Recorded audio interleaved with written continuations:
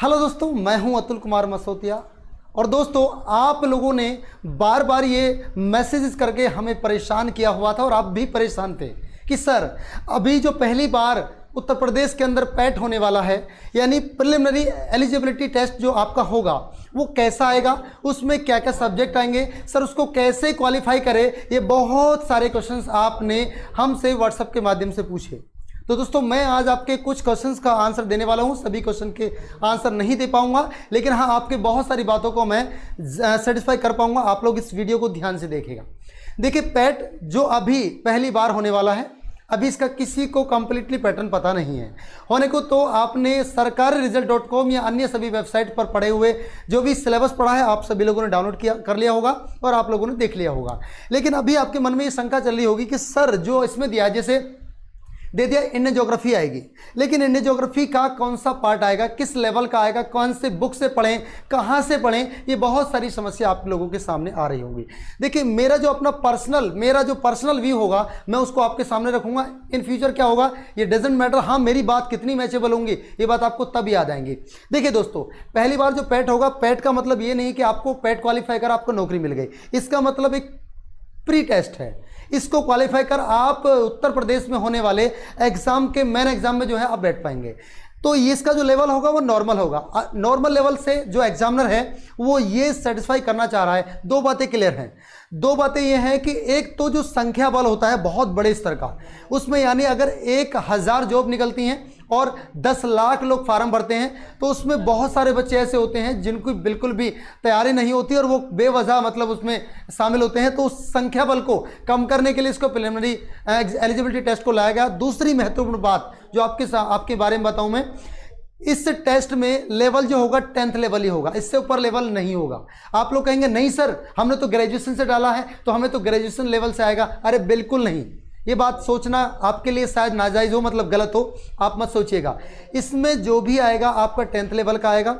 10th level का जो science होगा, और साइंस में भी जो आपकी डेली रूटीन की बातें हैं, जो दैनिक जीवन में आपके साथ घटनाएं घटती हैं, भौतिक घटनाएं घटती हैं, आपकी रासायनिक घटनाएं घटती हैं। मतलब कहोगे सर रासायनिक घटनाएं होती हैं? हाँ, जो रासायनिक गतिविधि होती हैं, भौतिक गतिविधि होती हैं, और जो आपकी जैविक गतिविधि होती हैं, उन पर आप लोगों को फोकस करना है। सपोज दैट आपसे पूछ लेगा कि जैसे कभी कभी एसएससी वनडे एग्जाम में पूछ लेता है कुछ फिजिक्स के नॉर्मल क्वेश्चन कि अगर पहिया चल रहा है तो वो फिसल गया, आखिरकार क्यों फिसला, घर्षण बल के कारण, कौन से बल के कारण, ये नॉर्मल क्वेश्चन पूछेंगे। लेकिन जब हम बात करेंगे ज्योग्राफी के बारे में, तो ज्योग्राफी में आपको एक सामान्य जानकारी तो आपसे उम्मीद करते हैं। आपकी जो एनसीईआरटी की बुक है, आप 5th क्लास से लेकर आपने 5th में पढ़ा, यानी 5th 6th 7th and 8th, ध्यान से सुनिएगा, 5th 6th 7th 8th, in book को आपको अच्छे से पढ़ना है। इन बुक को आपको अच्छे से पढ़ना है। 9th 10th 11th बुक है, 9th 10th 11th 12th की जो बुक है उनमें सिलेबस थोड़ा ज़्यादा बड़ा है, लेकिन वो कहीं ना कहीं उन्हीं चीज़ों को दोहराया जा रहा है जो आपके 8th क्लास तक हैं। आप उनको आगे तक की पढ़ सकते हैं, लेकिन 8th क्लास तक की बुक को आप बड़े ध्यान से पढ़ें। हाँ, मैं बताऊँगा आपको एनसीईआरटी की कौन सी बुक पढ़नी है और कहाँ से पढ़नी है, किस में कौन सा टॉपिक आपका दिया होगा।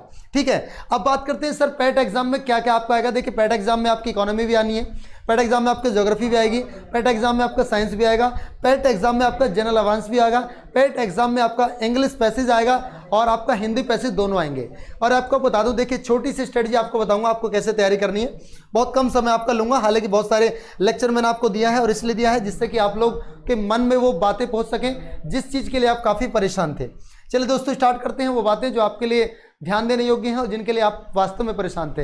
एक बच्ची ने लिखकर आप हमसे पूछा, एक लड़की ने पूछा कि सर पैट की तैयारी के लिए कौन कौन सी बुक से तैयारी करें। देखिए, उन्होंने पूछा सर हिंदी की क्या करें। अगर आप हिंदी की तैयारी करें तो हिंदी को अच्छे लेवल की नहीं आने वाली, मतलब कोई ज़्यादा ऊंचा लेवल नहीं होगा। मार्केट में बहुत सारी बुक अवेलेबल हैं, आप लोग कोई भी परचेज कर सकते हैं जो आपको सूटेबल लगे, जो आपके कम्युनिकेशन स्किल, जो आपके अंडरस्टेबल हो, मतलब जिसको आप समझ सकते हैं। लेकिन अगर मैं सजेस्ट करना चाहूँ तो एक लुसेंट हिंदी के नाम से आती है, आप उसको परचेज कर लीजिएगा, या उससे भी आसान भाषा में और ग्राफिकल तरीके से बुक आती है आदित्य पब्लिकेशन की। तो हिंदी, जो बच्चे हिंदी की बुक को लेकर परेशान हैं, ये कुछ ज़्यादा साइज बड़ा है, इसको छोटा कर लेते हैं। देखिएगा, जो लोग हिंदी को लेकर परेशान हैं भाई, वो सुनिएगा। हिंदी में मैं 2 बुक सजेस्ट करूंगा, हालांकि बहुत सारी बुक्स मार्केट में अवेलेबल हैं, लेकिन बहुत ज़्यादा कंटेंट भी नहीं लेना आपको, बहुत ज़्यादा कम भी नहीं लेना। उतना लेना है जो आपके एक तो बुक आएगी आपकी लूसेंट की, लूसेंट में आपकी हिंदी की बुक आएगी। ये मेरा मानना ये है, आप इसको ध्यान से अगर एक बार पढ़ लेंगे तो इससे बाहर कुछ जाने वाला नहीं है, ठीक है। एक आती है आदित्य पब्लिकेशन की, ब्लैक एंड व्हाइट कवर में आती है, आदित्य पब्लिकेशन की। आप इन दोनों बुक में से किसी एक को खरीद लीजिएगा। इन दोनों बुक में से किसी एक को पढ़ने के बाद जब आप एग्जाम देने के लिए जाएंगे तो आपका एग्जाम 100% लगेगा, और उस समय आप अतुल सर को याद कर रहे होंगे कि आप सर ने आपने 2 बुक पढ़ाई थी, दोनों ही बेहतर हैं, ठीक है। चलिए दोस्तों, ये तो बात रही हिंदी की। जब हम बात करते हैं ज्योग्राफी को लेकर, क्योंकि हम तो ज्योग्राफी के टीचर हैं, तो ज्योग्राफी से संबंधित तो आपको बहुत सारी बात बताने की इच्छा भी है। तो ज्योग्राफी में आसान भाषा मैंने देखी, बहुत सारी बुक तो मार्केट में है। आपकी माजिद हुसैन ले सकते हो, आप खुल्लर ले सकते हो, लेकिन खुल्लर की बुक स्पेशली यूपीएससी के लिए बनी है।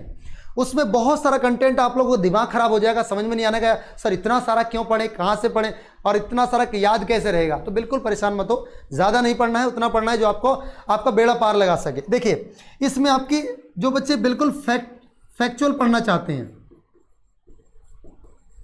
देखिए पढ़ने वालों के भी अपने तरीके होते हैं, कोई रटन विद्या होती है किसी की अंडरस्टैंडिंग पावर अच्छी होती है। तो अगर जो फैक्चुअल होता है वो आपका रटन विद्या पर आधारित होता है, और जो आपका अंडरस्टैंड करता है किसी चीज को, मतलब जो आप समझकर पढ़ना चाहते हैं, तो 2 बुक आपको सजेस्ट करूंगा। यहां से आप एक पढ़ सकते हैं, इसमें एक बुक आती है DK राठी की, इसमें ज़्यादातर फैक्ट दी हैं और आपके लिए सफिशिएंट रहेगी, इससे बाहर नहीं जाएगा। एक बुक इसी की लूसेंट वालों की आती है हिंदी की, मतलब लूसेंट सामान्य ज्ञान, लूसेंट सामान्य ज्ञान आती है, सामान्य ज्ञान आती है, और इसमें आपको थ्योरी वाली लेनी है, एक आपको ऑब्जेक्टिव आती है वो नहीं लेनी है। अगर आप इसको और बेहतर तरीके से समझकर पढ़ना चाहते हैं तो मैं बुक सजेस्ट करूँगा आपके लिए महेश बणवाल की बुक आप ले लीजिएगा। बहुत ही आसान भाषा में बुक लिखी है, और इस वक्त सुपरिटेंडेंट ऑफ पुलिस के पद पर तैनात है, और बहुत ही अच्छी बुक वो लिखते हैं। मैं समझता हूँ कि बुक आपको बहुत ज़्यादा पसंद आएगी। तो ये तो बात रही ज्योग्राफी की, इसमें आप चाहे वर्ल्ड ज्योग्राफी ले लेना, चाहे आप इंडियन ज्योग्राफी ले लेना, दोनों के लिए बेनिफिशियल रहेगी। तो आपका 2 कलेस आप मैंने काट दिए, एक हिंदी का और आपका एक ज्योग्राफी का। अब आप सोचेंगे सर साइंस का तो सर बताएंगे, मैं नहीं बताऊँगा, लेकिन इतना सजेस्ट जरूर करूँगा साइंस के बारे में कि जब आप साइंस की तैयारी कर रहे हों तो साइंस में जो आपका NCERT, देखिए मैं ये नहीं कहता कि मैं बुक सजेस्ट नहीं कर रहा, साइंस के वो जो टीचर हैं वो अच्छे से बता सकते हैं, लेकिन दोस्तों साइंस के लिए मेरा सजेशन आपके लिए रहेगा एक तो आप NCERT की कौन सी क्लास की बुक आपको पढ़नी है, 5th से नीचे नहीं पढ़नी, वो आपके काम की नहीं है। आपको पढ़नी है 5th क्लास की, 6th, 7th और 8th, यहाँ तक की बुक तो आपको बहुत ही ध्यान से पढ़नी है, क्योंकि ये आपका बेस तैयार करेंगे, ये आपको बताएंगे कि आपको कैसे तैयारी करनी है, क्योंकि वो नॉर्मली बातें पूछेगा आपसे, ठीक है। इससे अलग कुछ बुक आपको 11th क्लास की लेनी है, मैं बताऊंगा 11th की कौन सी लेनी है, कुछ आपको 10th की लेनी है और कुछ आपको 12th की लेनी है। आप कौन सी लेनी है ये आपको अगली वीडियो में आपको बताऊंगा विद पिक्चर कि आपको इसमें कौन सा चैप्टर पढ़ना है और कैसे पढ़ना है। दूसरा, अगर डेली एक बात आपको बताएं, आपके माइंड में क्वेश्चन उठना चाहिए कि जो दैनिक जीवन में हम लोग करते हैं उससे संबंधित क्वेश्चन पूछेगा कि आपको वास्तव में आता क्या है, आपको पता होना चाहिए। हमने देखो सबसे महत्वपूर्ण चैप्टर अगर बायोलॉजी के अंदर बात करें तो बायोलॉजी में पाचन तंत्र पर आपसे पूछेगा, 101% पाचन तंत्र से क्वेश्चन आएगा। अभी कोरोना पेंडेमिक चला है, बीमारियों से रिलेटेड बातें आएंगी, तो आपको तीनों चीजें, आपको जो दैनिक जीवन में आपके साथ घटनाएं घटती हैं उनसे रिलेटेड जो बीमारी होती हैं उनको पढ़ना। और दोस्तों कोरोना से संबंधित जितनी भी बातें हैं उनको जरूर पढ़ के जाना है आपको, साइंस से संबंधित, यानी जो दैनिक जीवन की बातें हैं, दैनिक जीवन से संबंधित बातें हैं, आप उनको जरूर पढ़ के जाएंगे। आप कहेंगे सर आप तो सिलेबस बढ़ाते जा रहे हैं, मैं सिलेबस नहीं बढ़ा रहा, सिलेबस तो आपको वही पढ़ना है जो आप कंटिन्यू पढ़ रहे हैं, लेकिन आपको पढ़ना कहाँ से है, आपको पढ़ना कैसे है, ये मैं आपके लिए बता रहा हूँ। तो ये तो बात रही दोस्तों आपके लिए साइंस की। अगर मैं पॉलिटी की बात करूं, सर पॉलिटी कहां से तैयार करें, तो पॉलिटी कहां से तैयार करें, देखिएगा पॉलिटी को तैयार करने के लिए आपको ऐसी से बुक बताऊंगा। अगर आप बहुत कम पढ़ना, मतलब ज्यादा पढ़ना नहीं चाहते, एक बुक आती है परीक्षावाणी की, बुक आती है परीक्षा वाणी की, इलाहाबाद पब्लिकेशन से है। और जितनी भी इलाहाबाद पब्लिकेशन की बुक होती है मैं मानता हूँ उसकी प्रमाणिकता अच्छी होती है और भाषा शैली भी काफ़ी अच्छी होती है। परीक्षा वाणी की बुक ले लेना। या और दोस्तों यहाँ से जो आपका अगर फैक्चुअली पढ़ना है तो सामान्य दर्पण से आती है, प्रतियोगिता दर्पण की भी आती है। प्रतियोगिता, ये उन बच्चों के लिए बता रहा हूँ जो कम पढ़ना चाहते हैं। प्रतियोगिता दर्पण की बुक आती है, आप उसको भी ले सकते हैं। लेकिन ये बुक आपकी मतलब उन बच्चों के लिए होगी जो फैक्चुअल पढ़ना चाहते हैं, कम पढ़ना चाहते हैं। जो बच्चे थोड़ा सा ज़्यादा पढ़ना चाहते हैं उनके लिए सजेस्ट करूँगा बुक में। जो थोड़ा सा ज़्यादा पढ़ना चाहते हैं उनके लिए बुक में अच्छे से सजेस्ट करूँगा, आप ले लीजिएगा। जो मैंने अभी बताई थी ना आपको, डीके राठी, उसमें सब चीज़ मिलेंगी, वो भी अच्छी बुक है। लेकिन एक बुक है एम लक्ष्मीकांत, एम लक्ष्मीकांत, ये स्पेशली यूपीएससी के लिए है, इसलिए उन बच्चों के लिए बता रहा हूँ जो अंडरस्टैंड करके पढ़ना चाहते हैं, मतलब समझकर पढ़ना चाहते हैं, ठीक है। और इसके साथ साथ मैं आपको एक फॉर्मूला तो बताता चल ही रहा हूँ, इसको तो आपको भूलना ही नहीं है, इसको आपको नहीं भूलना है। एनसीईआरटी से जो आपको बुक पढ़ना है, एनसीईआरटी से कहाँ से? एनसीईआरटी जो संसद से रिलेटेड क्वेश्चन है, जो संसद संविधान से रिलेटेड बातें हैं, आपको उनको अवश्य पढ़ना है, ठीक है। ये बात रही आपकी पॉलिटी से रिलेटेड, ये बात है आपकी पॉलिटी से रिलेटेड होगी, ठीक है। पॉलिटी से अलग आपका देखो लॉजिक, जो मैथ्स वाली बातें हैं, जो रीजनिंग वाली बातें, वो तो सर आपको बताएंगे, उसमें आपको कुछ भी घबराने की और मेरे से पूछने की आवश्यकता बिल्कुल भी नहीं है, ठीक है। अब मैं बात करता हूं थोड़ा सा इकोनॉमिक्स के बारे में, अर्थशास्त्र के बारे में।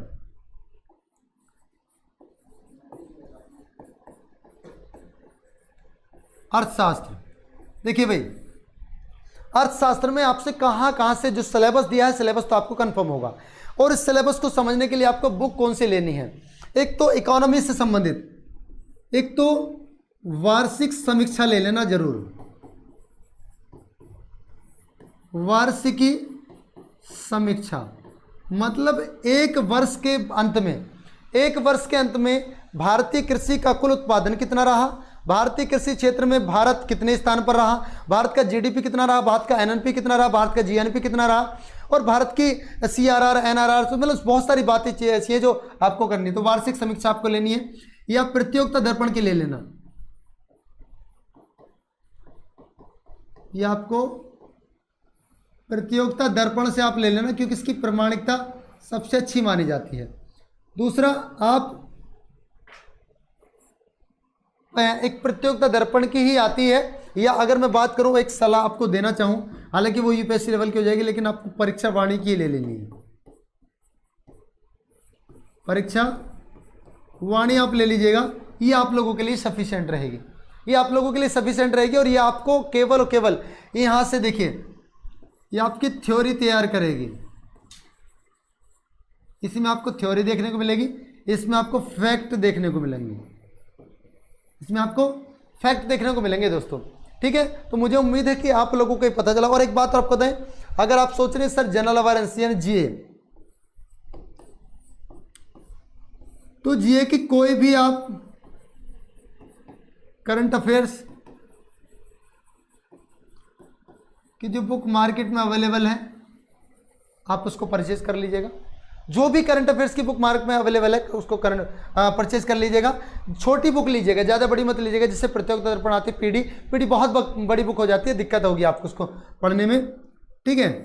और मैं एक सलाह दूंगा, चाहे हमारे चैनल से पढ़ो चाहे कहीं से पढ़ो, हालांकि मॉर्निंग में भी चलता है, इवनिंग में बैच चलता है आपका करंट अफेयर्स का, बट आपको क्या करना है, कोई भी कंटिन्यू वीडियोस देखनी है on current affairs.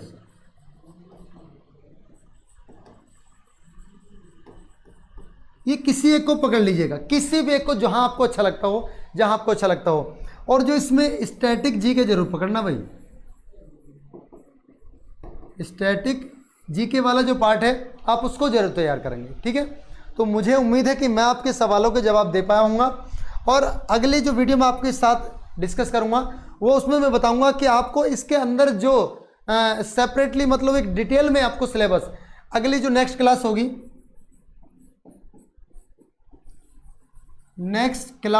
Next video जो होगी यानी आपकी जो नेक्स्ट वीडियो होगी उसमें मैं आपको क्या कराने वाला हूँ, उसमें आपको सिलेबस